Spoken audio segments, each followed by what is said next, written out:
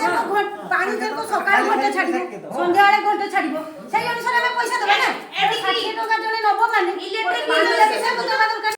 या पूरा बाहर कथा के या बाहर कथा के कहा बागरो तांको कथा कथा या को कथा सरपंच बार कथा छै ना कहा कथा कथा नै जाने काम करूनी सरकारी योजना रे होइथिबा वसुधा पाइपाणी जहाकु नै ग्रामवासी माने बारंबार अभियोग करथिले मध्य एथि प्रति कहीं कर्णपात करूनाहांती।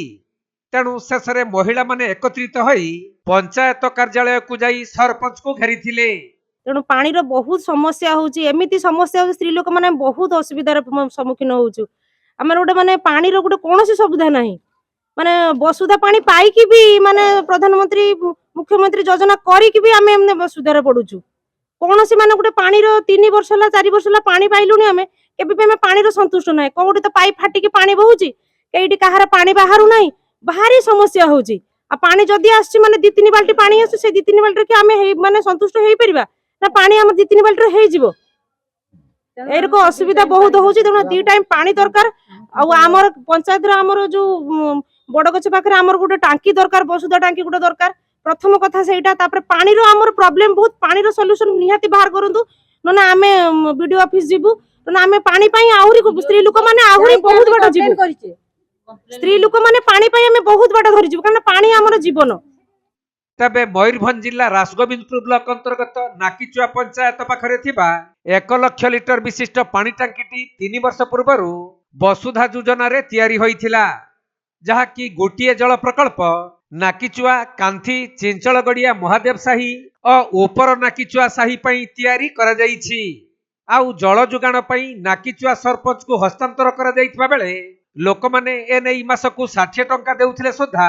नियमित पानी पाइबारु वंचित होइछंती। एपरिकी ऊपर नाकीचुआ साही को गत मासे हेला जल जोगाण बंद होई जाईछि। तबे सेठारे हाथ गणती गोटिए 2टी नलकूप थिबारु जनबहुल बस्ती रे पानीय जलर घोर अभाव देखा देइछि। तेणु ऊपर साही पई आउ गोटिए क्षुद्र पानी जोगाण केन्द्र बसाइबा प्रसंग रे रासगोविंदपुर गोष्ठी उन्नयन अधिकारी को स्थानीय लोक माने लिखित अभियोग करथिले भी कौनसी भी सुफल मिली नथिबा अभियोग होइछि। हमर आपत्ति होउची जे पानी रो बहुत प्रॉब्लम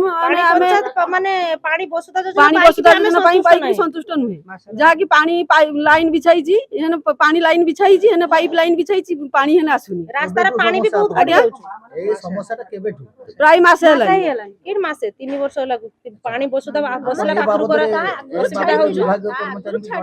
आगे आगे जळैथिले ता पई भी आपण ए एप्लीकेशन देखंतु ही एप्लीकेशन हमें रखीजु बारंबार वीडियो ऑफिस जाउची हमें हेने से टोटली किछि कथा सुनु नाथि किछि कहू नाथि ना एबे सरपंच बाबू कोन कहि सरपंच बाबू कहिले जे हमें कॉन्ट्रैक्ट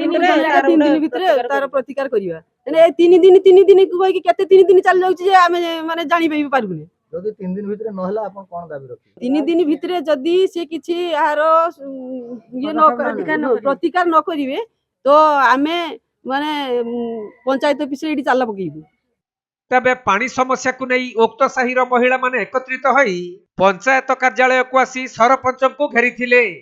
सेपटे पानी पंप चलाउथबा ऑपरेटर लॉक फेल मारुथबा कहउथबा बेले सरपंच ऑपरेटर को नियमित ढंग रे काम करिबा को ताकीद करिथिले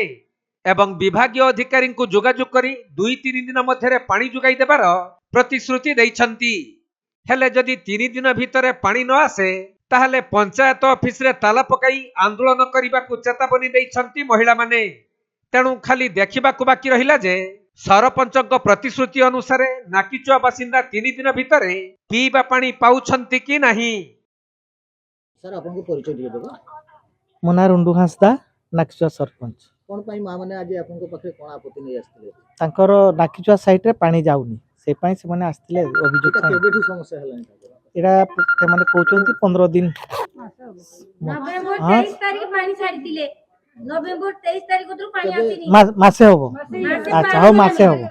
आपन कोन प्रतिश्रुति देले केते दिन प्रतिश्रुति वो कॉन्ट्रैक्ट से कथा हेली जेई सानु कथा हेली से 2-3 दिन टाइम मागचंती सेतकिन भितरे ठीक कर देबो। पानी भी हमें देखो पानी देखो सकाळ घंटे छाडिबो संध्या वाले घंटे छाडिबो सेही अनुसार हमें पैसा देबा ना केतो दउछ पानी ओ बजा बजा भाई सही पानी बारंबार प्रॉब्लम